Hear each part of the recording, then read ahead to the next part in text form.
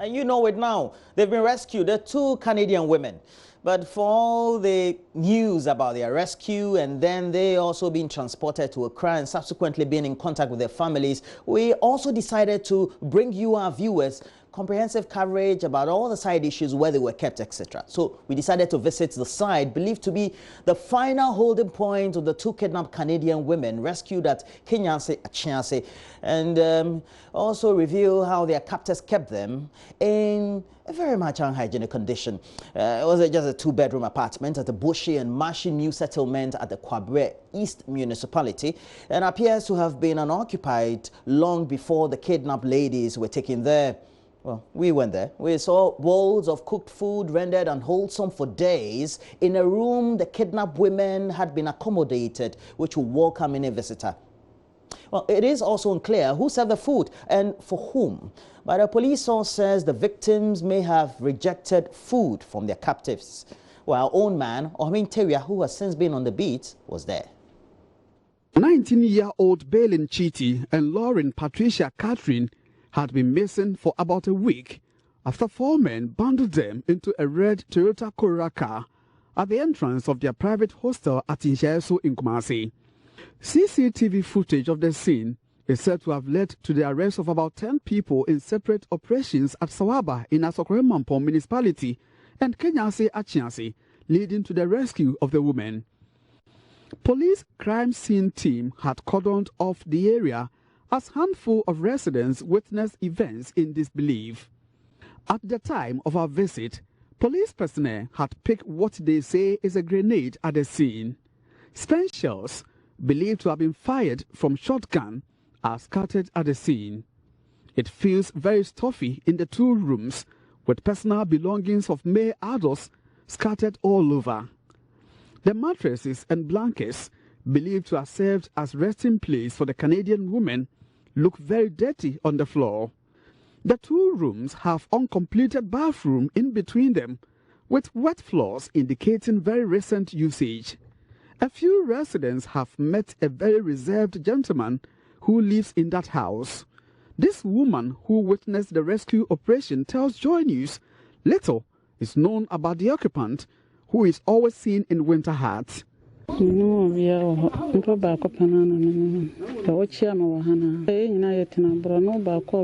only one gentleman who lives in the house. We exchange greetings anytime we meet. I only heard of the kidnapped women after police rescued them. The last time I saw him was during the Eid al-Fitr. I have since never set eyes on him.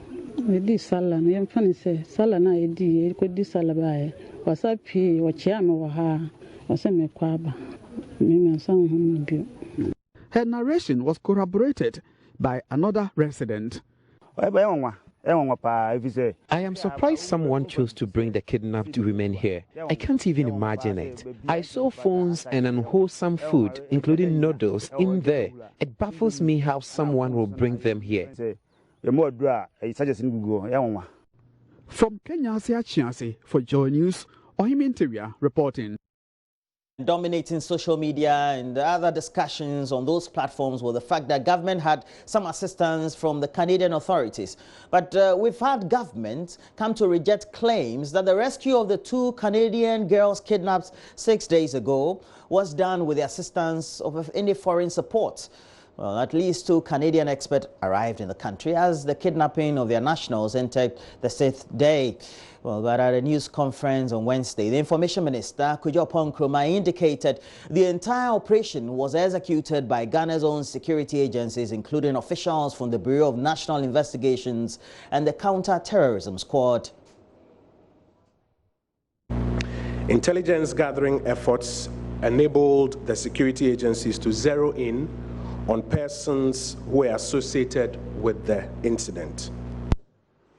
At 1900 hours on June 11, 2019, the first arrest was made in connection with this incident. By 21:15 hours on that same day, one of the persons who is an accomplice or believed to be an accomplice directly involved in this incident was also arrested by the joint team running this operation. A local Ghanaian contact who was providing harboring for the kidnappers was apprehended around 20:45 hours that same night, leading to the arrest of other accomplices. The holding place of the victims was subsequently surrounded just before 5 a.m. this morning, and by 5:15 a.m., the joint team had breached the premises with the hope of rescuing the women. Gunshots were fired from within the premises, but the brief we have is that it took about 25 minutes to complete this operation. At the end of the operation, the two Nigerians who were holding the women had been subdued, and a third Nigerian, believed to be the leader of the gang, was arrested later at a separate location. At the end, and currently, 5 Ghanaians and 3 Nigerians are in custody for this incident. One of the suspects is reported to have sustained minor injuries. Other investigations and possible arrests are still ongoing. The victims have been flown to Accra, are currently in Accra. They have been in contact with the Canadian authorities and are undergoing the necessary evaluations following a traumatic incident like this. Preliminary indications that we have is that they are fine. The Information Minister also adds there was no ransom either demanded or paid. He dismissed reports one of the arrested suspects was a leader of a pro-MPP militia group, Delta Force. No ransom was paid. You didn't mention it. No ransom was paid. No ransom was discussed in this matter. Our security agencies followed the earlier intelligence reports, did their work, and then got to the conclusion of this matter. No ransom was discussed or paid in connection with this. We have no brief that says that this person or that person is associated with this church or that religion or this political party at this point in time. We do not have any such brief that associates any of them with any political party at this point in time, or with any church, or with. I've heard some people saying this one belongs to this football club, that one belongs to that football club. We don't have any such brief as we speak to you now. Let the authorities do their investigation and prefer the necessary charges that they have to prefer against these persons. We'll take the Constitution is quite clear. You can only hold a person without maybe a court order or something for up to 48 hours. So the necessary legal protocols will be followed. And if there's a need to remand these persons, they'll be put before court, and a court of competent jurisdiction will do that remand as well. And government says the security agencies are working assiduously to rescue the missing Takoradi girls. The rescue of the Canadian nationals sparked outrage among citizens, especially on social media, where some are accusing government of placing premium on foreign nationals. The Information Minister, Kojo Ponkrumah, however, assured at that news conference that investigations would lead to the rescue of the girls, which is also underway. I mentioned there are ongoing operations on similar matters, and the security apparatus encourages that we should be circumspect in our reportage and our public conversation, because it has the potential of compromising some of the ongoing operations. I'll tie that to the first question about, is there more emphasis on Canadians or foreigners than on Ghanaians? No. The equal level of attention is being given to all of these crimes, regardless of which national is involved. But as has been mentioned, the security agencies require a lot of information and space so that they can do their intelligence gathering and deal with these matters. And we are hopeful that we can all support them by ensuring that they get that information and that space, and then they can get to the bottom of these matters. Just last week, some arrests were made in connection with that. That tells you that there's an active operation ongoing there. If anybody has further information, you can please do well to make it available to the security agencies. And the same level of seriousness that they attach to all of the others that have happened recently, which they have dealt with, they are applying that same level of seriousness. Well, let's take you to the Ashanti region next. And the 13-year-old girl allegedly defiled by a chief and a taxi driver has been discharged from hospital after successful treatment in Kumasi. She is presently putting up with a mother in a hotel with support from an Accra-based NGO, Bright Minds Foundation, which also footed her medical bills. The teenager's condition has since improved significantly from the time she went into admission for persistent bleeding and at the same time was then having difficulty in walking. Her mother is also set to receive financial support from the NGO to start a business to earn a decent living and also take care of her children. Executive Director Victoria Bright says the group will pursue the case in court to ensure justice for the Class 5 pupil is achieved. Ohiminteria has more in the following report. The girl's condition has improved significantly from the time she went into admission for persistent bleeding and with walking difficulty.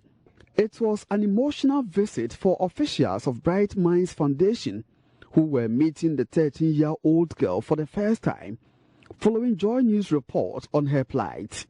An elated Miss Bright, who was Minister of State and legal advisor to former President Kufuor, could not hide her joy about the progress made. I'm actually very elated to have met her finally with her mom and her younger siblings. The person whose pictures I saw in the beginning is not the same person I'm seeing. She's smiling and I'm very happy. I'm very happy to see her today.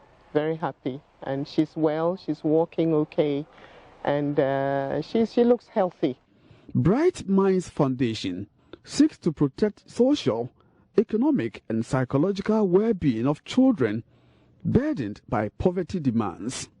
Miss Bright announced a package for the 13-year-old girl and her family, which include accommodation at the place of the family's choice. What she went through, no child of her age should ever go through that again. So beyond that, first of all, they cannot go back to the village they came from. She needs to start life afresh. So we are going to relocate her to one of the nearest towns where her mother feels comfortable, a town that they are familiar with but is far away enough from the village for them to restart their life. We will also ask the mother to find a trade, and I will give her working capital so that she can start really and be able to feed her children and be able to stand on her own 2 feet. The girl's mother, Mary Adakwa, got emotional as she expressed appreciation to Miss Victoria Bright and her team.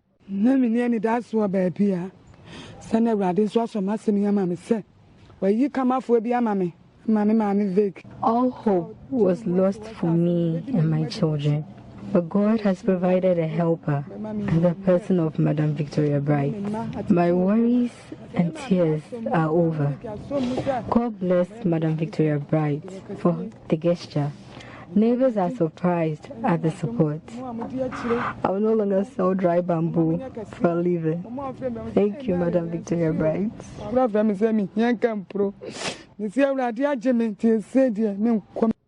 Meanwhile, Miss Bright is asking the public to rally against sexual assault of children in the society.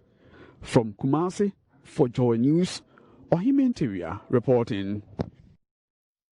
Now let's turn our attention to some mainstream political issues. And the Upper West Regional Branch of the NDC has accused the governing New Patriotic Party for deliberately refusing to commission the new Upper West Regional Hospital and the Wa Airstrip for use, though they've since been completed. According to the NDC, the two projects were on the verge of completion before the party left power and do not understand why the MPP, after over 2 years in power, could not commission them for use. Upper West Regional Communication Officer of the NDC, Prosper Piore, said government has not treated the people of the region fairly and as a result urged government to commission the two projects to use to ameliorate the suffering of the people. JoyNews Upper West Regional Correspondent Rafiq Salam brings us the latest. Though the Upper West Secretariat of the National Democratic Congress penciled over a handful of projects that were at various stages of completion before they exited power in January 2017, today's demonstration hinged on two projects they considered vital: the Upper West Regional Hospital and the Wa Airport. The continuous refusal to commission this hospital to make it work in the interest of the Upper West region is unacceptable. The continuous refusal to commission the Wa Airport to enable the people of Upper West also have some convenient means of travel is still unacceptable. And these are the two reasons why we are out today. We are not out today because of NDC. Yes, it is true that NDC members are in the majority of the people who are demonstrating, but there are other people who are also equally hurt by what has happened. In any case, what we are doing is for the benefit of all the people of the Upper West region. Numbering about 200, most of whom clad in red T-shirts and wearing armbands, first converge at the forecourt of the Nasiri Bombe II Park before rolling into some principal streets in the Wa municipality amid brass band music. Upper West Operations Commander of the Ghana Police Service, DSP Clement Ali, led over 5 dozen police personnel, mostly drawn from the Rapid Development Force and the Motor Traffic Transport Unit of the service. The demonstrators made a whistle stop at the northwestern gate of the Wa Airport before proceeding to the new Upper West Regional Hospital.